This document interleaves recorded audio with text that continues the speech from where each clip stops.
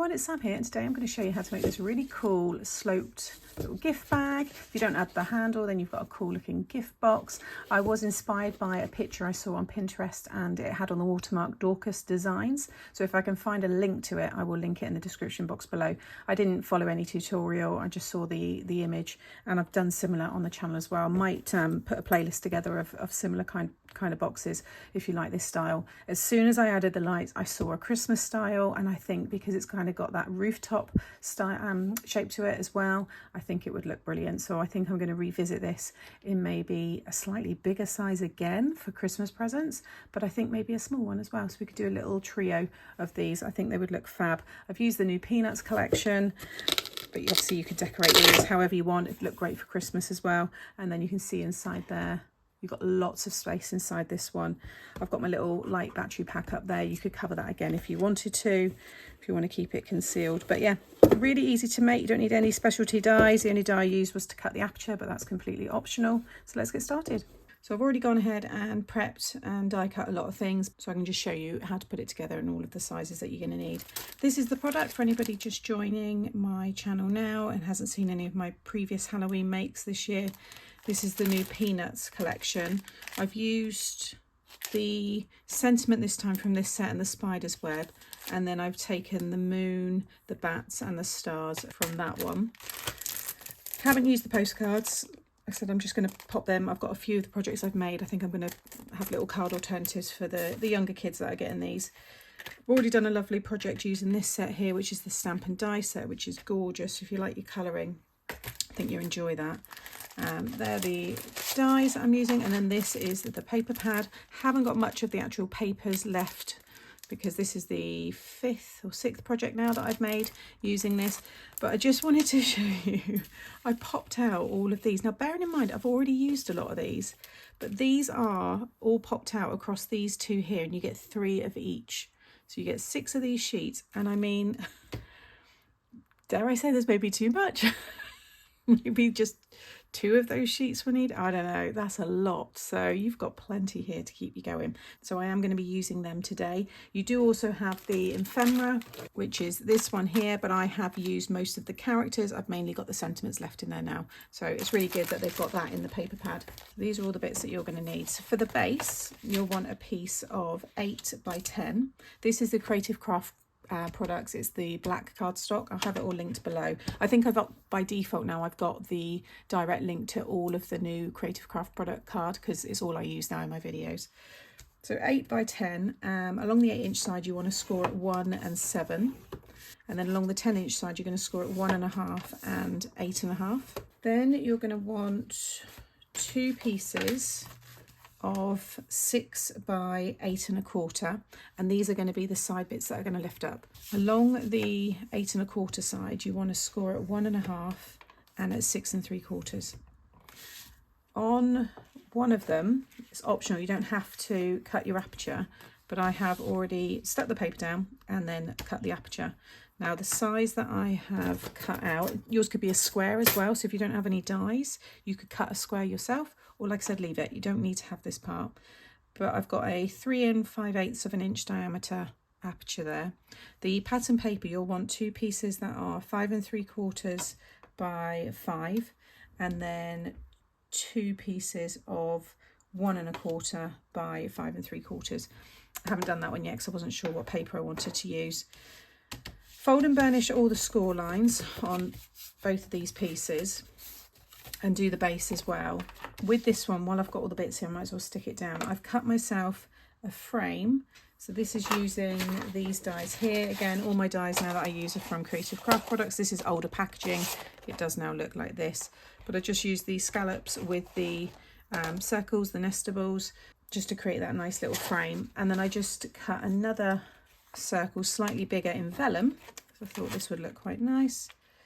And that's going to go on the back. So I'm going to stick this frame on and just stick this down just so I've done it. Okay, so they are going to eventually stick together like so, and then you can see where we're getting that shape coming together.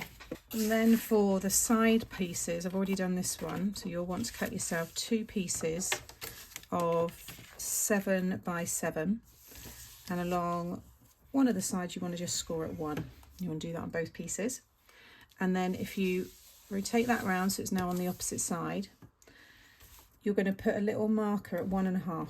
Just add a little mark into the cardstock and then flip it, and again add a little mark at 1.5. And then rotate it so this is now along the top, and you want to score at 2 3/4 down to the first score line and at 4 1/4 down to the first score line. And then with a ruler and your stylus, you want to score from your little markers that you've made up to the bottom here of this little rectangle. So the bottom, so on the right side you're going to score up to the corner, up to that right bottom corner, and on the left side you're going to score up to the left bottom corner. Now when you cut this, you want to cut about 1/2 inch away from that score that you've just done. So all the way up, because you want to make a tab up to that score line. Use different scissors actually. Okay, and then cut in and then cut up like so. And then if you fold this, we've now got a tab, which is just will stop people being able to see inside the box and there being any gaps. Basically, we've just created that little side tab. So again, you want to just come away. It doesn't, you know, just try and do it as even as you can, but don't worry if it's a bit more than 1/2 inch. You might even want to do 1 inch, you know, depending on what you're putting in here. And then again, just cut across to there and then cut down like so. That's going to fold in and connect the top. And then we've got our other tab. So you can see now we've got that side shape. And then for your layer of paper on top, this is a piece of 6 3/4 by 5 3/4. And if you lay it on here, it's easier for me to do it this way than to go into more measurements. And just make sure that you've got a nice border around here. And you should have a little border here. And then just mark with a pencil on the sides here, just slightly down from the score line, so it's the same gap that you've got on the bottom and the sides here. So you can see where the actual fold is there, but my pencil's just a little bit further down, so I'm just creating that border. It is, if you do want that measurement, it's 1 1/4 up from the bottom, and then I've come in 2 5/8 from each side. Okay, but just laying it down is just a bit quicker. And then you want to cut from your pencil mark up to the other pencil mark, and then again from that one. And you can rub out if you can see any of the pencil that's left, but now you've got your perfect mat layer.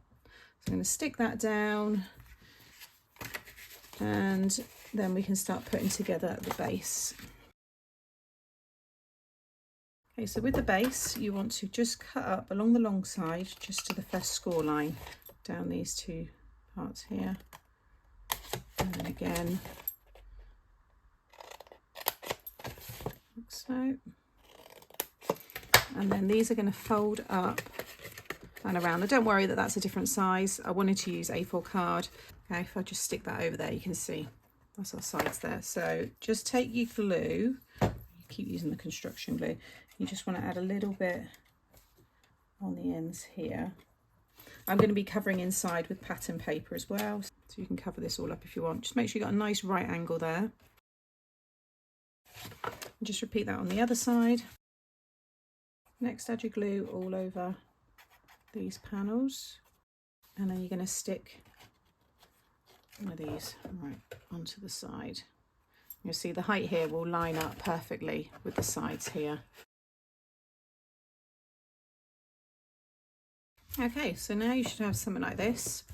Then you can start to add these. Now what I think I'm going to do is add the back one first, and that's going to start to bring in, you know, this all together. You're only sticking it onto these tabs, and then that one's going to go over the top and strengthen it again, but then it means from the front you've got a nice kind of join. Once these are in place and it's your glue's completely dried, it will become, you know, a nice solid piece. Plus, once you add your mats and layers inside, which is basically the same size as these pieces, you want to stick on the inside there, And then for the fronts here, I'll just tell you them now because I'm going to go ahead and do all that.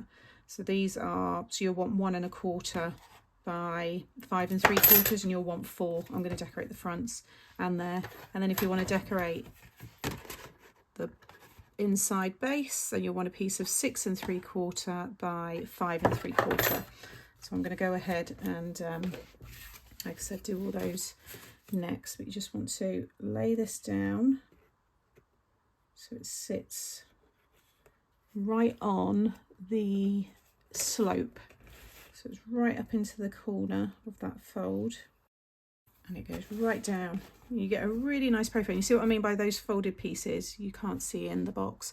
And then I'm going to have some hook and loop, maybe some ribbon. I'm not sure about the fastening just yet. So once that one's secure, and then you can just add your glue all over the top and then stick the other one down.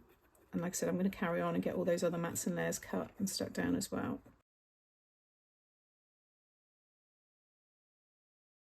Just quickly coming back in, I'm actually going to seal the back. I went and stuck that down and thought, no, I need to do these sides as well. I was going to have both ends opening. I think if you maybe wanted to add a little divider inside to split it in half, and then you could have, you know, different treats. But I'm actually going to seal it off completely and just have that one opening from the front. And then it's just going to, again, be nice and strong. Yeah, just opening that way I think works perfectly.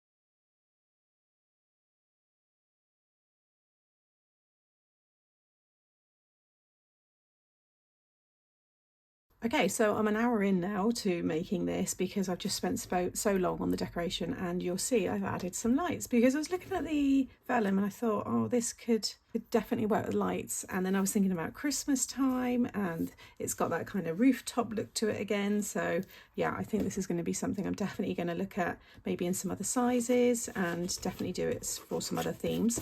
So what I've done is I just used my lights here. These are the ones that I used if you watched any of my Made to Surprise launches and cards that I've made. They feature a lot of these rice lights. These are the 2 meter ones, I think. I'll link them below. This is a pack of 15 and you get 3 different colours. You get your warm white, your cool white, which is that one, and you get multicoloured. You can also snip them as well. So from the very end you can trim it down. I did actually trim a little bit off. You can see there, because I didn't need all of that. I just wanted a few lights around there. I think it looks really good. And then because it was black inside the box anyway, the vellum looked dark when you looked through it. So I just covered it with another piece. That was the size of that. I just cut it a little bit smaller. Just put some foam just to kind of fill that up. And then you'll see the battery packs just in there. And I just popped a little bit of hot glue, but it's up inside there. He will be supervised. He's like 6.5. He's a smart kid. And I know that Mum will be with him, and I'll be there as well when he gets this. So but I think it looks wonderful. Really pleased with this so far. Now I'm going to add my handle. This is a piece of just the length of the black card, so as long as you want. And I've cut it down to, no, that was the piece, that was the scrap bit. This one here, same length, as long as you want, by 1. And it's going to go, I think, across the top there. And I'm going to add some brads so it moves, so it can slide back and slide forward. And I think that's going to be pretty strong. I might add a matte layer of pattern paper. And then I'm just going to add hook and loop. So I'll do that bit now with you because I've got those on my desk here. So again, I picked these up. These are from Amazon, hook and loop. There's loads in here. You get your hooks on one side and then the loops on the other. So I'm just going to take a couple of each. I'll do those ones first so they can go. So I'll put one there and one there. I need to have pattern paper on there just to strengthen that. Then I'll add the loops onto that, and then when you close it, they will stick onto this part here. Get that done, get the handle on. It's a, like I said, you could just stick it on the sides if you want to, but I'm going to punch some holes through. I have the big bite here, so you just set it to punch, and I can pop it on the side and I can just slide that in there and punch the holes. Okay, so there is the finished little gift bag, sloped gift bag. I'm not sure what I will call this one. Like I said, I was inspired by the one I saw on Pinterest, but I don't even think that was called anything specific. But I love the addition of the lights, and I'm definitely going to be doing this in a Christmas version. I think without the handle and just a big bow, and then lights, maybe the robin. You could maybe use my frames as well from my Made to Surprise range. That would look fab. And again, just to show you a hook and loop. So that's the dots there. And then inside. So I did get a bit of glue there, but the recipient really isn't going to mind that. So I know what to kind of look out for when I go to make it next. But yeah, and the handle's going to be fine. It's only going to be like sweets and stuff in there. But you could double that up, and I could always do that at a later date if I need to. So as always, thank you for watching today. I will have all of the products that I've used linked in the description box below the video. You can also find them by clicking here. Make sure you're subscribed, and that way you won't miss out on future videos and more Halloween projects. And I will have that Halloween playlist coming up here if you want to go and watch that next. Take care. Bye.